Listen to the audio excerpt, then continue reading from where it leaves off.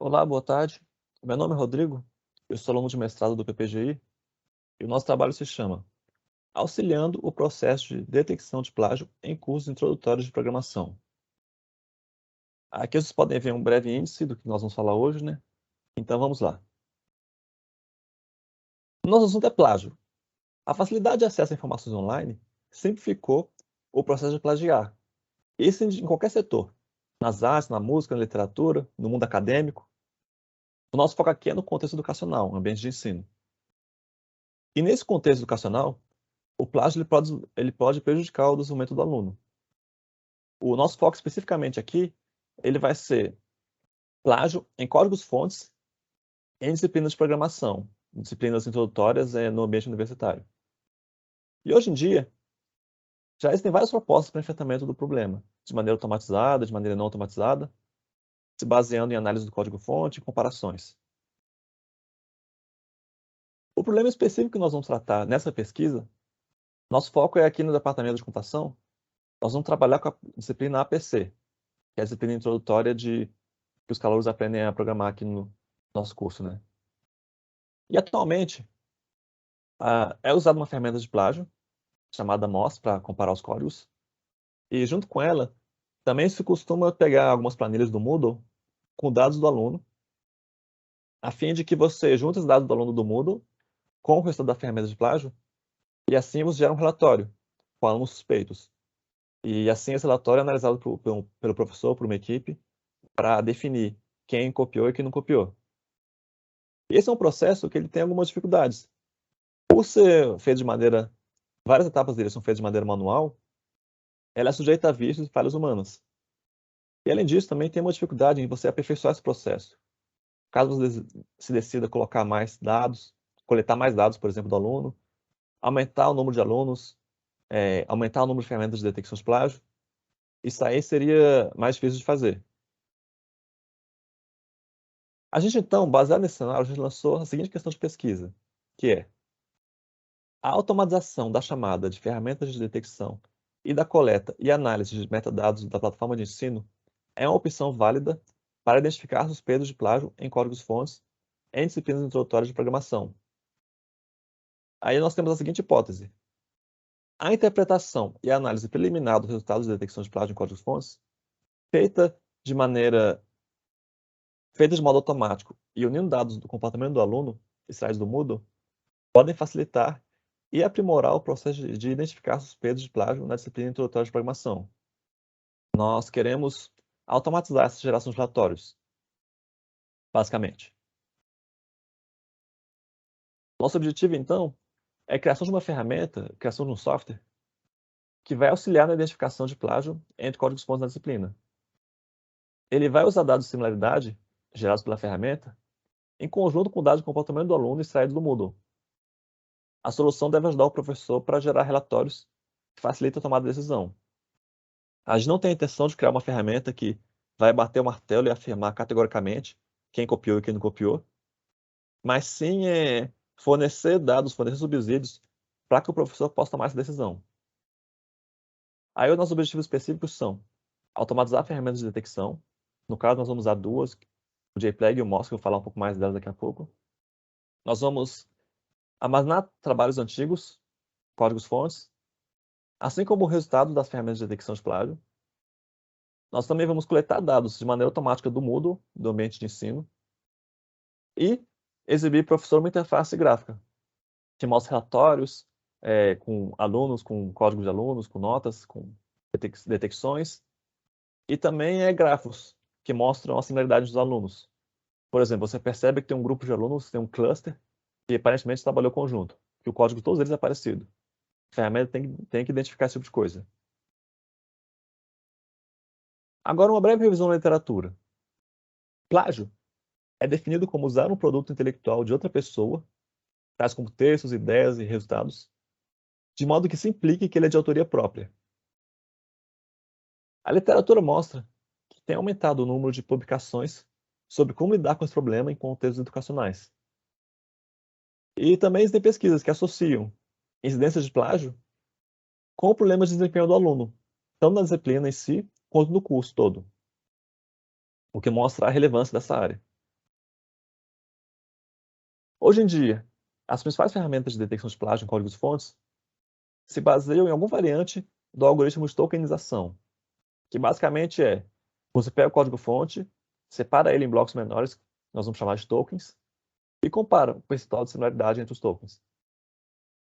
As ferramentas mais usadas hoje são o Moz, seguido do JPLEG, o SIM, o PLED e o Sherlock, que todos eles usam alguma variante da tokenização. Além disso, também tem algumas soluções novas, que trabalham, por exemplo, coletando métricas do algoritmo, para assim aprender sobre cada aluno. Por exemplo, o seu software ele vai detectar indentações, comentários, nome de variável, o estilo do código-fonte do aluno, e usar esses dados para alimentar uma ferramenta de aprendizado de máquina, para assim o próprio software vai ser capaz de identificar um código-fonte e perceber a assinatura de qual aluno aquele código-fonte tem, com base só nesses metadados. Além disso, também tem soluções que atuam antes da submissão final. Elas são ferramentas que acompanham o progresso do código enquanto está sendo escrito.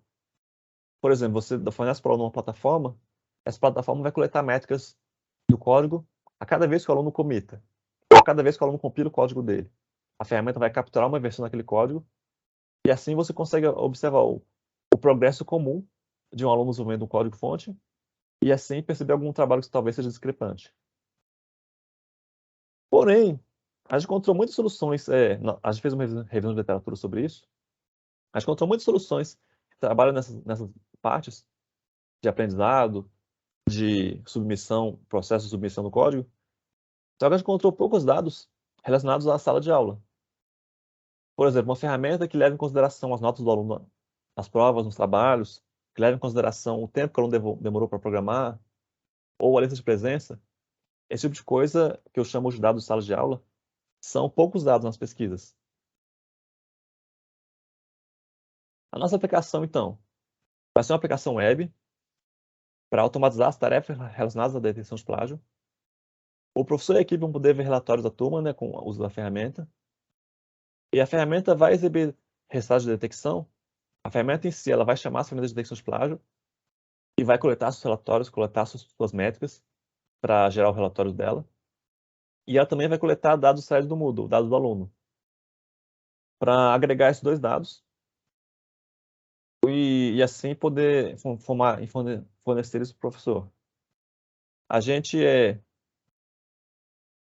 ela vai coletar dados do Moodle, tais como notas, estimativas de envio, para agregar o relatório dela.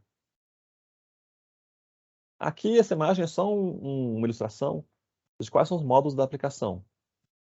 A aplicação ela vai se comunicar com ferramentas de plágio, ela vai se comunicar com o sistema de arquivos, porque os códigos-fontes têm que ter formato de arquivo para você poder usar as ferramentas de plágio.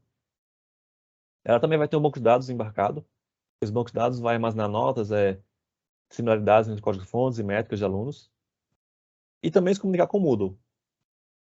Todos esses módulos vão gerar subrelatórios que são integrados nesse módulo principal, chamado gerenciador de relatórios, que é o que vai gerar os relatórios para a interface do usuário. Aqui alguns detalhes técnicos sobre a aplicação em si. Ela vai rodar num servidor Linux, vai ser desenvolvida em Python e vai ter um banco de dados MySQL embarcado nela. Ela precisa acessar a internet para se comunicar com o Moodle e também para se comunicar com o Moz, porque o Moz é uma ferramenta que roda remotamente também. Aí, para você se comunicar usar a ferramenta Moz, você precisa acessar a internet para poder se comunicar com o servidor do Moz.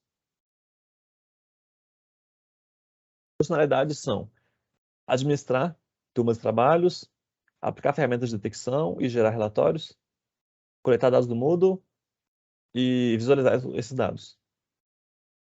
Essas funcionalidades vão estar disponíveis para o professor e para a sua equipe, que também vão ter a função de administradores do sistema. Sobre os testes em si, essa aplicação está sendo testada com dados coletados durante a pandemia. A gente tem backups do Moodle durante alguns semestres em que o ensino foi remoto, e também tem códigos-fontes de alunos reais. Nós vamos usar esses dados e usar esse Moodle virtual para poder rodar a ferramenta e poder ver o que a gente pode aprender com o uso dela. ela, por questões de privacidade, né, a gente vai anonimizar dados de alunos, a fim de que não se possa identificar um aluno específico, né? Porém, os códigos-fontes vão ser códigos reais. Aqui, só para vocês verem, essa aqui é uma ilustração de como que a aplicação está no momento agora. Essa aqui é uma tela de relatório de trabalho. Eu tenho que avisar para vocês que essa matrícula, nome e grupo são fictícios, tá? Mas observa que nas colunas à direita, resultado do mouse, resultado JPEG, ele mostra quanto por cento um código-fonte daquele aluno é similar a outro código de outro aluno. Aí vocês podem ver que, às vezes, as duas ferramentas têm uma disparidade. Por exemplo, lá embaixo, aquele João Santos, o MOS detectou similaridade só 36% para ele, só que o JPEG mostrou similaridade de 83%, o que mostra que talvez esteja havendo um falso positivo de um ou um falso negativo do outro. Esse tipo de dado é interessante para poder analisar e comparar as ferramentas. A gente vai integrar ainda os dados dos alunos, sites do Moodle, a fim de gerar relatórios, e com esses relatórios a gente poder aprender sobre perfil de aluno que copia, sobre características do aluno que plagia ou aluno que não plagia, e também o nível de confiança que as ferramentas de plágio têm em relação aos dados reais, em afirmar ou não se o aluno copiou ou não. Bom, é isso que eu tenho por hoje. Qualquer dúvida, estou por aqui. Tchau, tchau.